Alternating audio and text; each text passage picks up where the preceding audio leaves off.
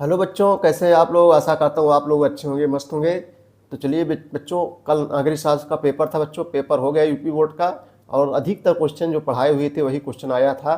देखो यही पेपर है कल जो आया था। अंकुरांक बच्चों लिखना है, नाम है, और उसके बाद में संकेतांक है। पूर्णांक 100 नंबर का, समय 3 घंटे 15 मिनट का मिला था आपको। देखो ये क्वेश्चन गया है, वायरल पेपर है एकदम। विद्यालय में कल पेपर हुआ बच्चों, और अधिकतर पढ़ाए हुए क्वेश्चन आए हुए हैं। समय 3 घंटे 15 मिनट का, पूर्णांक 100 नंबर का। प्रारंभ के 15 मिनट पर छात्रियों को प्रश्न पत्र पढ़ने निर्धारित है। सभी प्रश्न बच्चों अनिवार्य है।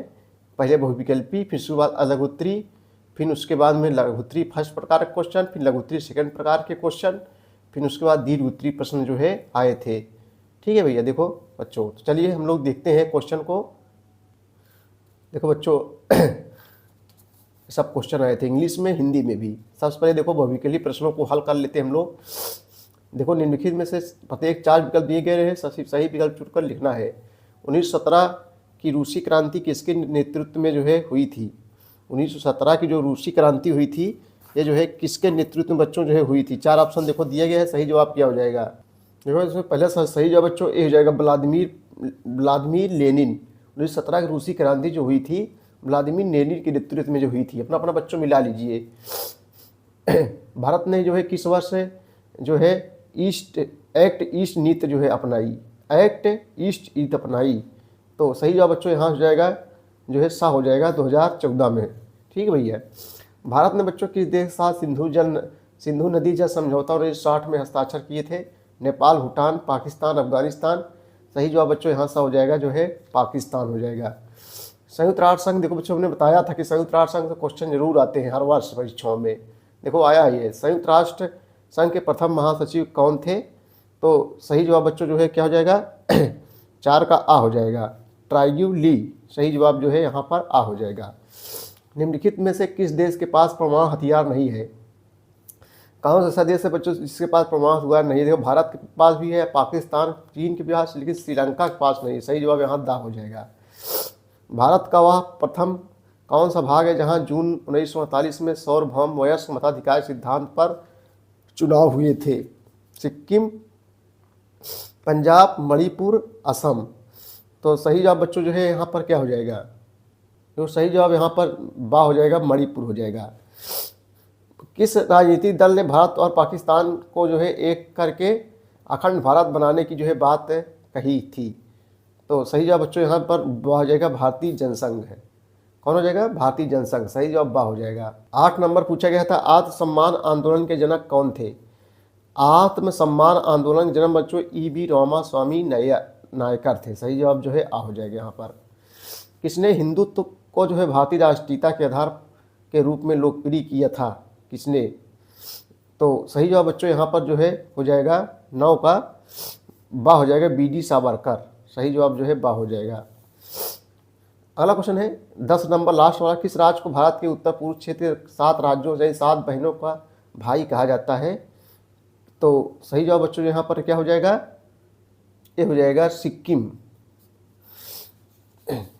चलिए देखो इंग्लिश में दिया गया है। देखो अतलेगोत्री प्रश्न आइए हल कर लेते हैं। अतलेगोत्री प्रश्न जो 2-2 अंकों का था, जैसे दक्षिण एशिया के 2 सबसे छोटे देशों के नाम लिखिए। दक्षिण एशिया के तो बच्चों भारत लिख सकते हैं आप लोग, छोटे देशों के नाम लिखना है। तो बच्चों 11 नंबर जो क्वेश्चन, दक्षिण एशिया के 2 सबसे छोटे देशों के नाम लिखिए। तो मालदीव और भूटान, ये मालदीव और भूटान तो दक्षिण एशिया के 2 सबसे छोटे देश हैं। 12 नंबर क्वेश्चन है, आसियान शैली से आप क्या समझते हैं। आसियान शैली से जो है आप क्या समझते हैं। आइए इसको उत्तर में देख लेते हैं बच्चों। आसियान शैली से आप क्या समझते हैं। देखो इसको उन्होंने पढ़ाए थे भी। देखो आसियान की कार्यशैली को जो है आसियान शैली के नाम से जाना जाता है। आसियान की कार्यशैली को आसियान के नाम से जो है जाना जाता है, जिसकी सर्वप्रमुख विशेषता राष्ट्रों की सार्वभौमिकता का जो है सम्मान करना एवं जो है क्षेत्रीय अखंडता और स्वतंत्रता को जो है कायम रखना है। आसियान का उद्देश्य बच्चों देशों के बीच विवादों को शांतिपूर्ण तरीके से जो है हल करना। ठीक है, इसका मुख्य उद्देश्य बच्चों क्या है, जो देशों के बीच विवाद है उनको जो है शांतिपूर्ण तरीके से जो है हल करना है। यही है जो है आसियान शैली जो है। बहुत कठिन नहीं था। विश्व बैंक की 2 महत्वपूर्ण कार्यों का उल्लेख कीजिए। तो बच्चों विश्व बैंक के 2 प्रमुख कार्य महत्वपूर्ण कार्य हैं। पहला मान लीजिए जो विकासशील देश होते हैं, विकासशील देशों को ऋण और जो है अनुदान देना, और दूसरा है बच्चों गरीबी उन्मूलन को जो है उन्मूलन को बढ़ावा देना, यानी जो गरीबी उन्मूलन को समाप्त करना, ये गरीबी को समाप्त करना, और जो है विकासशील देशों को जो है ऋण और अनुदान देना, ये बच्चों विश्व बैंक काम है। ठीक है भैया। और उसके बाद में है भारत में मूलवासी के लिए किस शब्द का प्रयोग किया जाता है, इनकी जनसंख्या कुल जनसंख्या का कितना प्रतिशत है। भारत में मूलवासी बच्चों जो आदिवासी या जनजाति को कहा जाता है, किसको कहा जाता है भैया, आदिवासी या जनजाति को। और बच्चों इनकी कुल जनसंख्या कितना प्रतिशत है, तो 8.6%। कितने, 8.6%। ठीक है। और देखो 15 नंबर है, वैश्वीकरण के किन्हीं दो सांस्कृतिक प्रभावों का उल्लेख कीजिए। तो वैश्वीकरण के दो सांस्कृतिक प्रभाव निम्नलिखित हैं।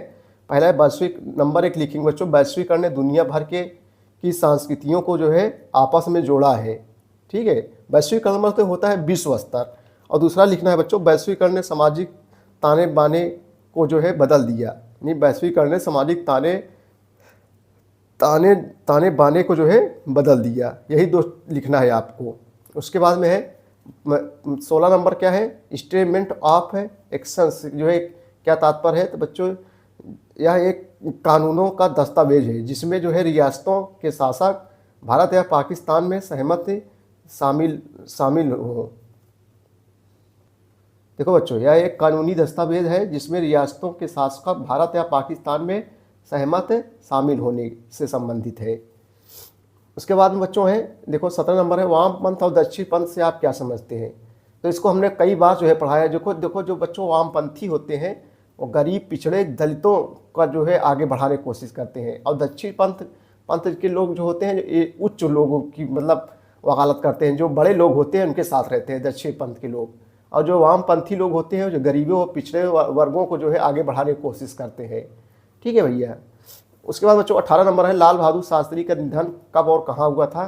तो लाल बहादुर शास्त्री जो है देश के प्रधानमंत्री भी रह चुके हैं। 11 जनवरी 1966 को ताशकंद सोवियत संघ अब जो है उज्बेकिस्तान चला, जो सोवियत संघ का जो है सोवियत संघ में हुआ था और अब जो है उज्बेकिस्तान में चला गया है।